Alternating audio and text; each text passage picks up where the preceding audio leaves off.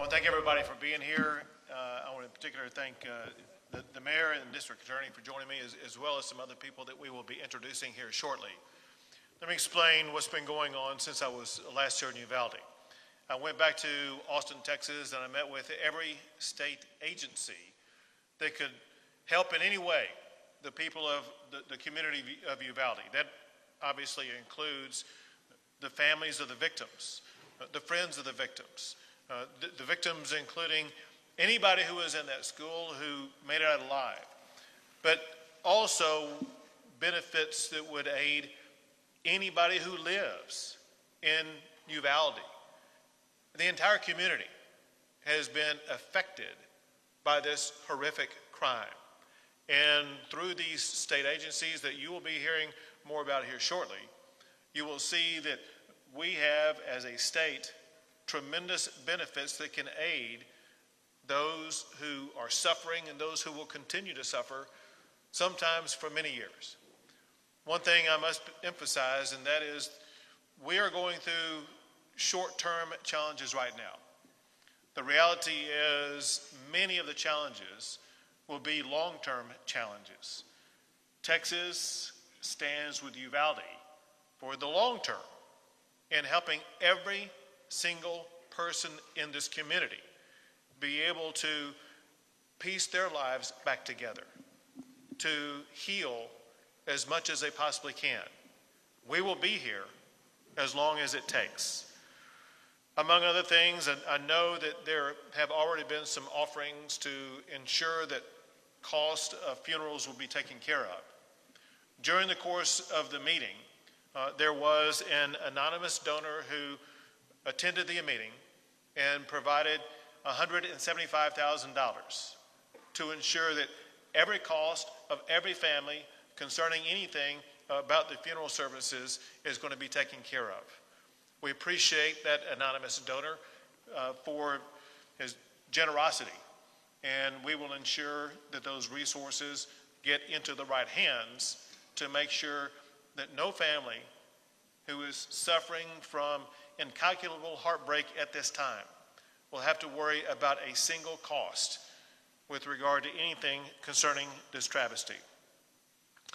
Now, in addition to that, there are all kinds of needs as well as all kinds of services.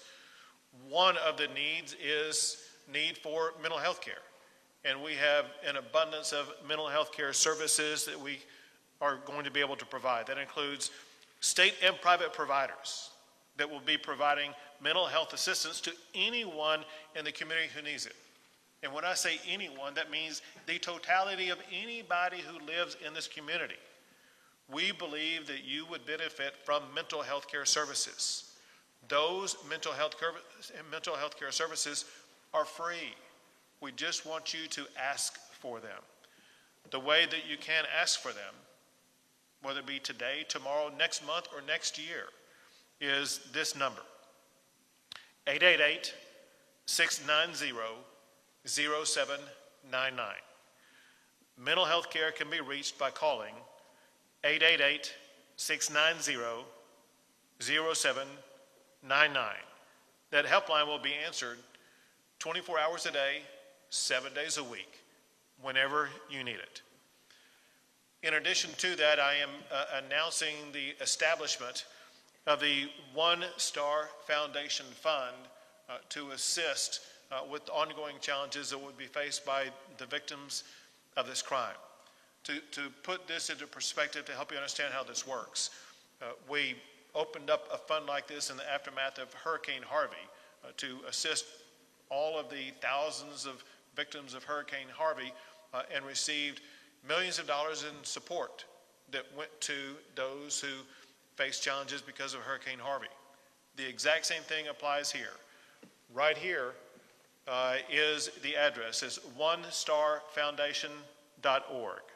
onestarfoundation.org. To be more precise, if you go to onestarfoundation.org/Uvalde, you make a contribution at that site that is already a pre-registered 501c3 organization, provide a donation to that site. There is no overhead cost. 100% of the money that you donate is going to be going directly to victims of this horrible crime to help them with their lives. One of the pre-designated donation sites that it would be going to is the Robb School Memorial Fund.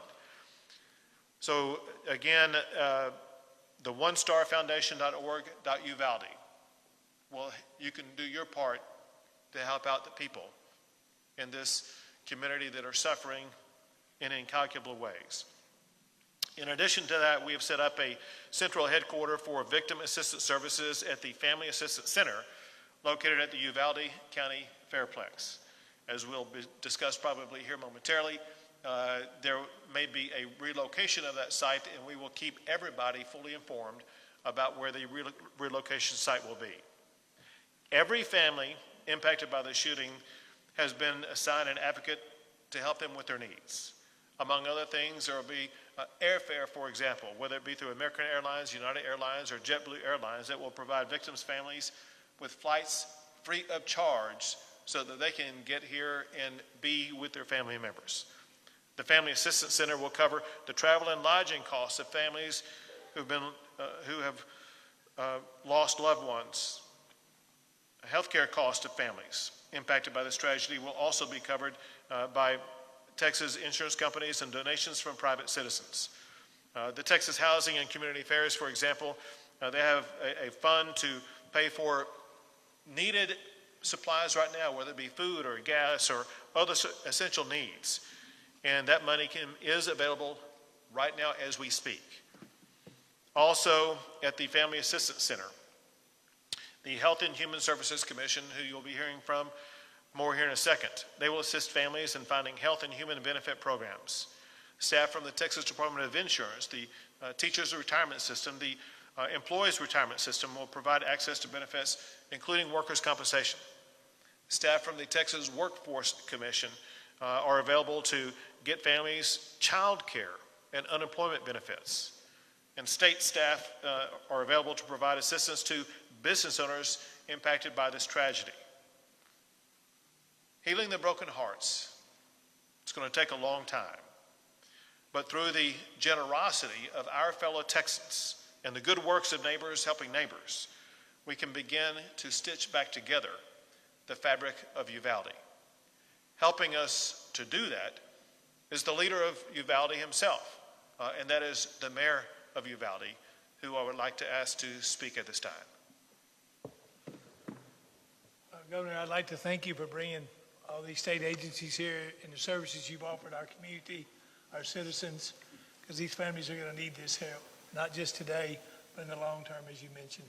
So for that, Governor, I appreciate it. And all I can say is I've seen you these last 2 days and the compassion and that you felt along with these families, and that I really admire it. I thank you. And like I said, and we appreciate everybody from all over the world and the country that has sent messages of encouragement and so forth. I mean, our hearts are broken here in Uvalde. It's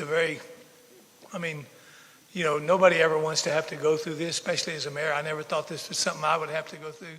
My heart's broken for these families. But the one good thing about our community is Uvalde is a strong community. I think if some of you reporters have been here a while enough, you'll see that there's a lot of unity in our community. And it will take some time, but we will get over this, and Uvalde will come back stronger and better than ever. So God bless you, and thank you.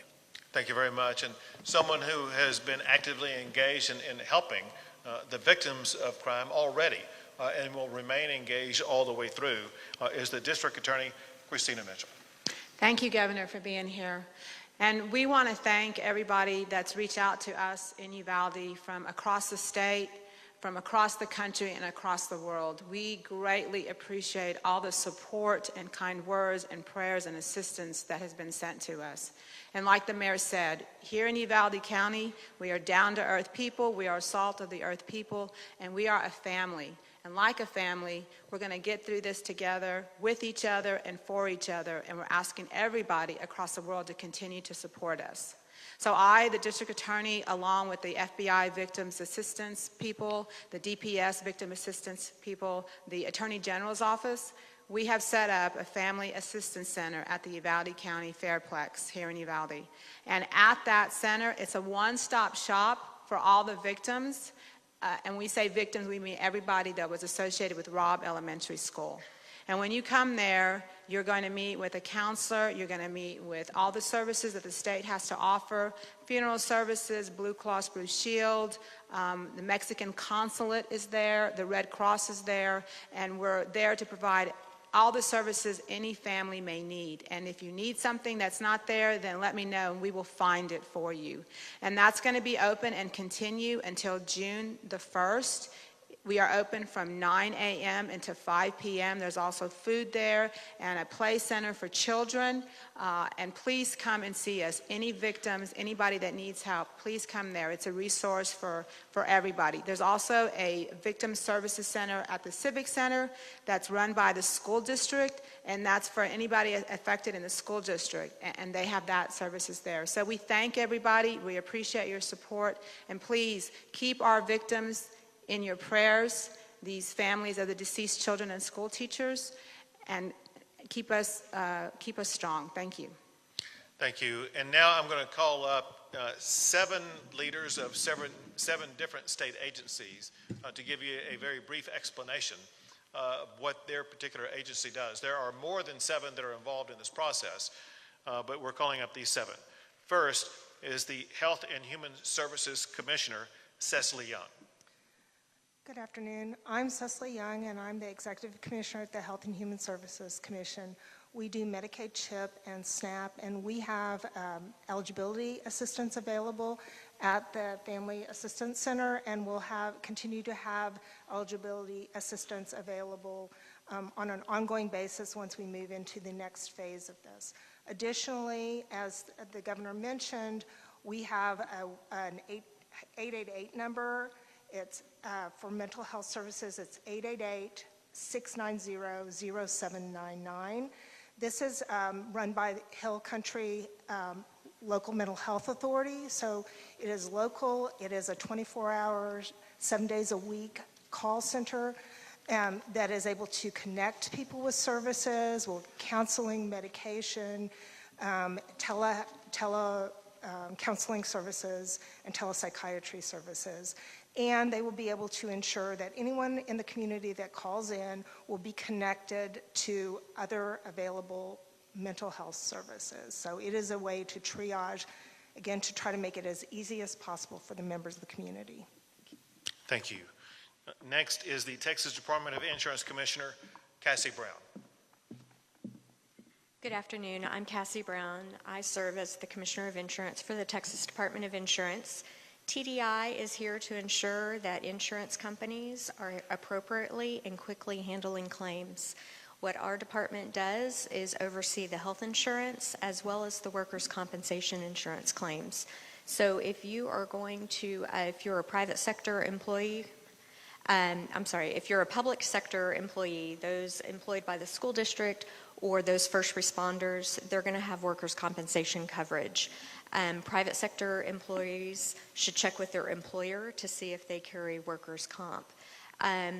Workers' comp covers mental illness and PTSD, so please make sure that you are taking advantage of that benefit for you. We have staff available at the Fairplex Center to help you start the process for processing your workers' compensation claims and to explain all the benefits that are available to you under the system. Thank you. Thank you. And now from the Teachers Retirement System, Brian Guthrie.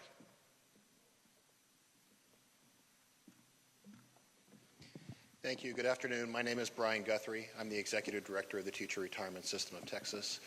We are here today to not only help the families of the 2 teachers who tragically lost their lives and provide them the benefits that they are due, but also to help all the employees of not only this school district, but all the surrounding school districts to make sure that they have access to mental health and behavioral health services. We also recognize that not all the employees of these districts are members of our system and are for our healthcare program, but we want to thank our partners, Blue Cross Blue Shield and Teladoc, for extending those benefits to everyone who's employed in this district or any of the surrounding districts. Thank you. Thank you. And now for the Texas Employees Retirement System, Porter Wilson.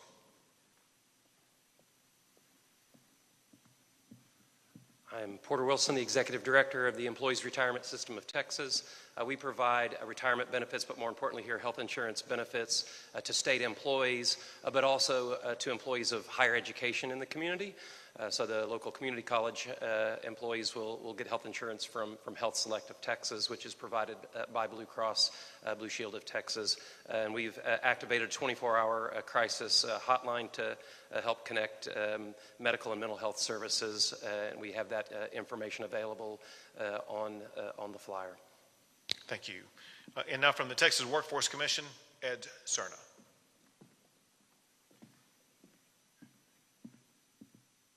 My name is Ed Cerna. I'm the Executive Director of the Texas Workforce Commission. The Workforce Commission has a local presence on Main Street in our local Workforce Development Office, and through that office we'll provide child care services for not only the families of the victims, but also anyone who is associated in the school or first responders. We'll also look to protect any TANF or SNAP benefits that an individual is receiving, so that they don't lose those benefits because they're unable to work or to continue their training. We'll also assist with anyone needing priority concerning unemployment insurance or businesses that need assistance during this time. We're available locally, so please, and we're also out at the Assistance Center as well. Thank you, Governor. Thank you. And now the head of the TDHCA.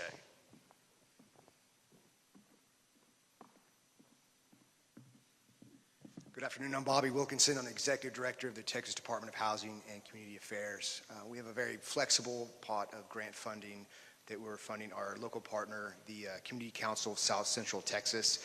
They have a field office here. They're at the Family Assistance Center. They're already passing out grocery and gas cards. They can help with lodging expenses, even some extended family. Maybe your grandma or someone's here and she needs help with gas, with lodging, etc. It's very flexible, and we're looking forward to helping as many people as we can. Thank you. Thank you. And last is the head of the Texas Education Agency, Mike Morath.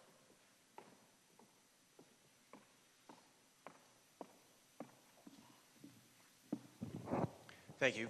TEA has been working in close coordination with the school system. I want to say thank you publicly to Hal Harrell for your leadership and for the work that all of our educators have done.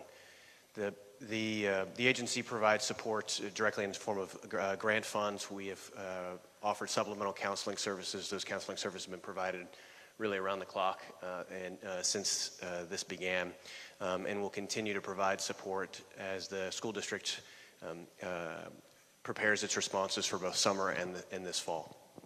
Thank you. So once again, whether it be the services you heard about, or there are many more that we talked about earlier, providing briefing to local officials. The state of Texas has robust resources to ensure that these families who have been devastated by this horrific crime, as well as the entire community, we will be able to help them with any and all of their needs. I cannot overemphasize enough that everybody, students, teachers, law enforcement, everybody in this community, please avail yourself of absolutely free mental health care. It'll pay off in the long run. With that, I'll be happy to take a few questions.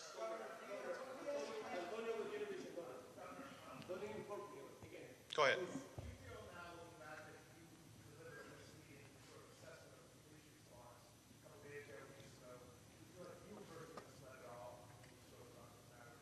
Sure. So,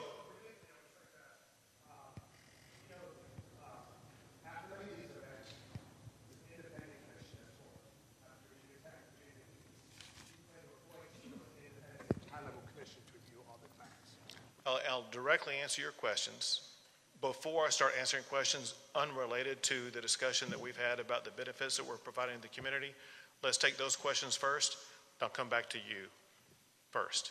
Go ahead. Governor, do you plan to call a special session either this year or early next year? Next year you would be starting one anyway, but will you call a special session now or soon? I'll put you second in the queue. Let me make clear, maybe I wasn't clear. Before I start taking questions, unrelated to the benefits that we're providing to the community. We have an obligation as a state to communicate to the people of this community the benefits that are available to them. Their lives are crushed. They have no idea what's going on. They may have no idea whatsoever how they're going to pay a bill. Let me give you an easy example of something explained to me. There was a parent who lost some glasses that were crushed in everything that happened. And he told someone he had no money to pay for it. We have money to pay for that stuff. There are people who have no idea about getting food. We have money that can buy them food. Let's discuss, if you have any questions about these benefits. If you don't have any questions, that's fine, but if there's anybody here. Governor, with all due respect, for 3 days this community has heard the version of the story, based in large part on what you told them on Wednesday afternoon, that these officers had acted with amazing courage. Today we learned that 19 officers stood in the hallway of that school for nearly an hour while a gunman was inside with those children, which goes against the way they've been trained. Sure, and I'm going to be answering that, and that's his. No, I'm going to fully answer it, because that's what he asked, and I told him I'm going to answer his question first. Hold it. I understand. Is there anybody here who has any question about the benefits that are being provided to anybody here who's suffered because of this crime? All right. So let me answer your question. So your question. No, I remember it. Short answer, yes, I was misled. I am livid about what happened.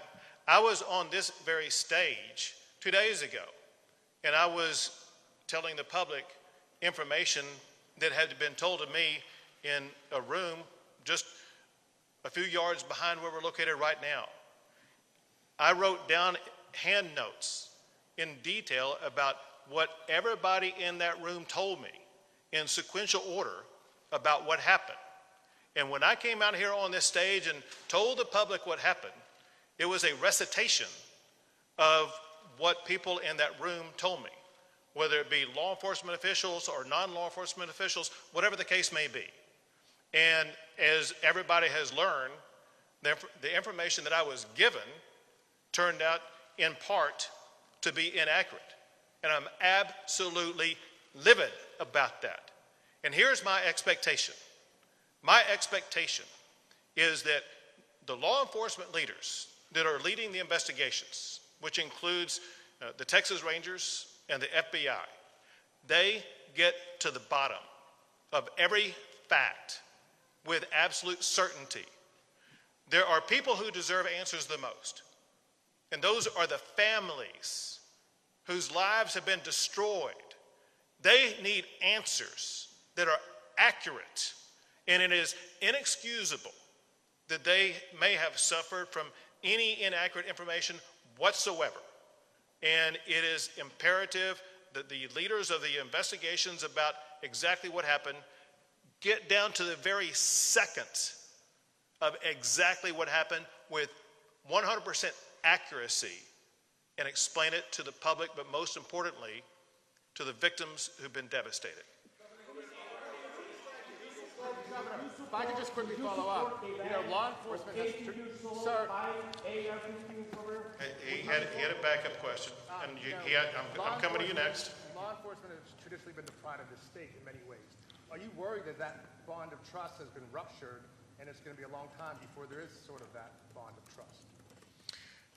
My expectation is that as we speak and every minute going forward, law enforcement is going to earn the trust of the public by doing exactly what they're supposed to do from this point on, and that is making sure that they thoroughly, exhaustively investigate exactly what happened and explain to you and the public and the victims of the crime exactly what happened.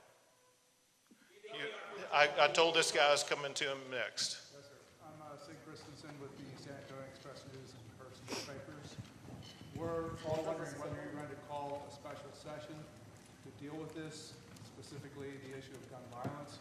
told Republicans are joining Democrats and asking for one.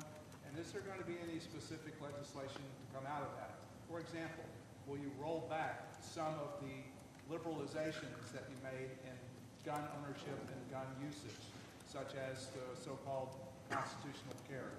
That's a big issue for a lot of people. Sure. We feel like that man should never have had a gun to start with. Well, let me answer your second question first, and then I'll answer your first question. So in your second question, you talked about the rollback of any of the legislation that I signed this past session.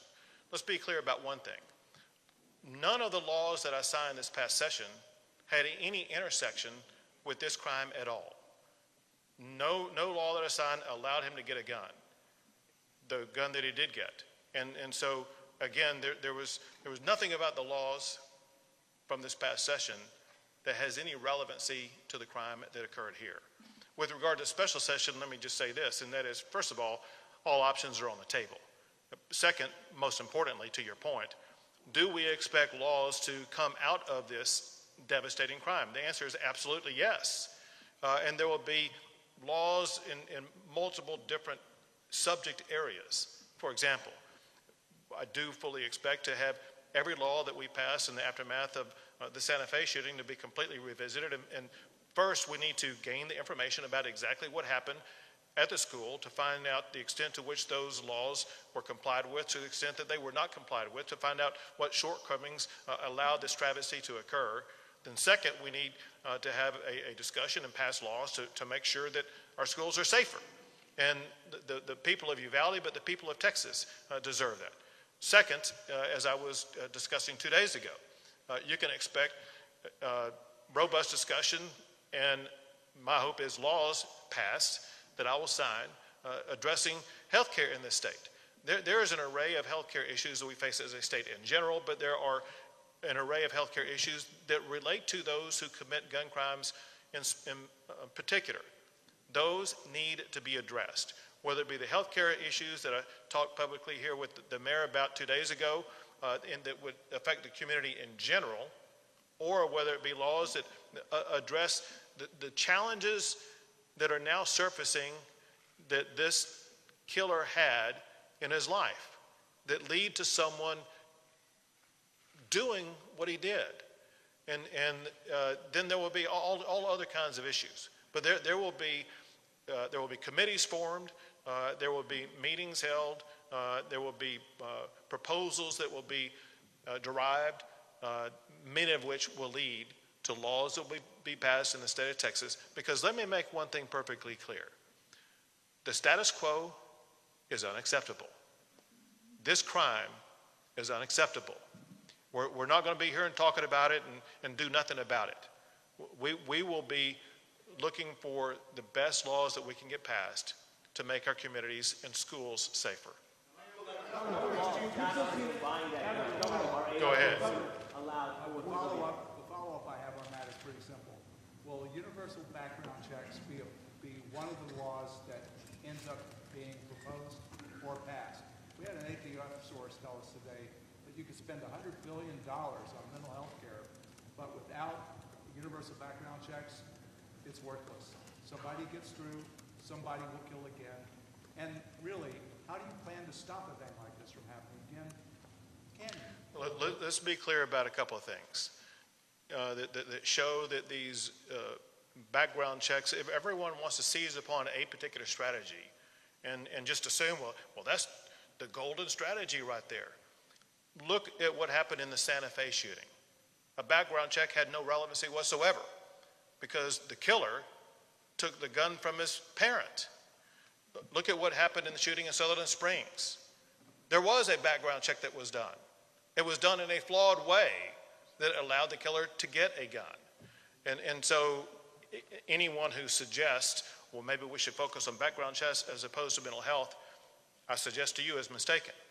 If there's anybody here who thinks we have perfect health care in this country, in this world, they're wrong. If there's anybody who thinks that we can't do more to address mental health care, they're wrong. They can. We can.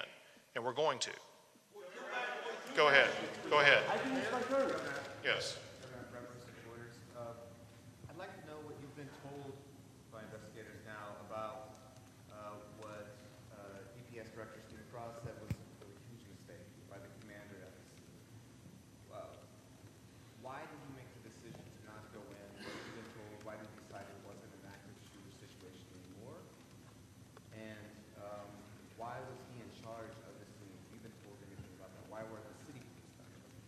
What I've been told about that is several things. One is that this is an ongoing investigation and that there have been obviously new facts and information surfaced, revealed as a result of that investigation that are different today than they were 2 days ago. Second, there will be ongoing investigations that detail exactly who knew what when, who was in charge of what strategy, why was that particular strategy employed, why were other strategies not employed. Bottom line would be, why did they not choose the strategy that would have been best to get in there and to eliminate the killer and to rescue the children? Governor, I can't hear you. Governor, I can't hear you. would you consider a banning of 18 years old buying AR-15? Governor, please, would you consider? Yes, this is me, Antonio, Univision. Thank you. Antonio, how you doing, man? I'm doing great. Good. Just listen, in a very respectful way, Governor.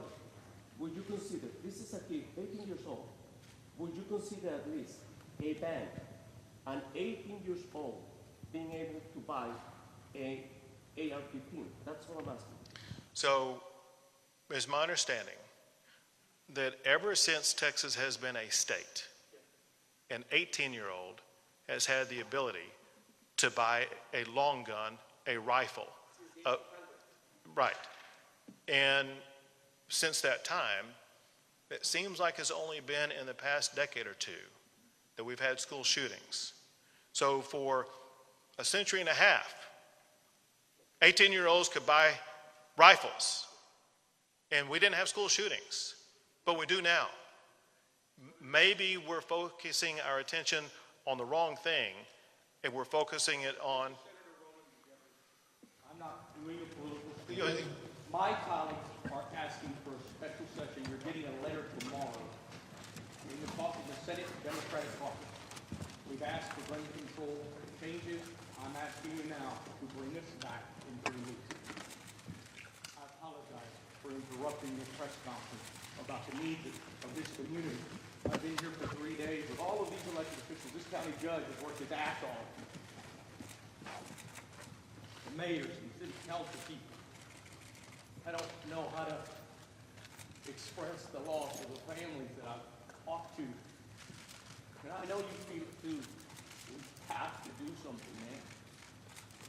Your own colleagues are telling me, calling me, telling me an 18-year-old should have a gun. This is enough. Call us back, man. Just call us back. Next question. I can't hear you. Governor, was the chief Speak up. on that earlier question about the Uvalde Consolidated School District, Chief Pete Arredondo, are you specifically investigating him, and what is the status of his employment? Has he been stood down under investigation? Can I was unable to hear the first part of your question. Would you restate it? On the school's police chief, Pete Arredondo, the gentleman who stopped police going in earlier, is he specifically under investigation, and what is the status of his employment? Has he been stood down pending investigation? What is the situation? Okay. So every act by every official involved in this entire process is under the investigation conducted both by the Texas Rangers and by the FBI. Every act of all of those officials will be known and identified and explained to the public. But I cannot overemphasize enough, we need to get that information to the families of all these victims who deserve to know the most. As far as his employment status is concerned, that's something that is beyond my control and I have no knowledge about. Governor, will the laws address? Sure. What do you plan to do to hold the local police accountable? Talk about 40 minutes not answering the classroom. Is there anything on your end that you can do to hold the police accountable? You know, as the governor said, I'm not in law enforcement. I have not. I'm the mayor of the city, and once we know what took place, what went down, we'll get to the bottom of it and see. I've been just as confused as you are, because as the governor was, I got the same information that the governor got until yesterday afternoon, I was blown away, and again this morning, other information. So I don't have an answer for you yet, but I can tell you, if we need to make changes in that, we will. Governor, you're asking, and you're making mental health more available. Governor, we got one question. Come on. That's it? That's it. Unbelievable. Madam DA, with ABC News. Well, superintendent will go out front if he wants to answer more questions. The question is conduct itself. Dr. Harrell? Okay, this is not a public place. Let's move the other. Press conference is over. Why would you answer any questions, Dr. Harrell? Dr. Harrell?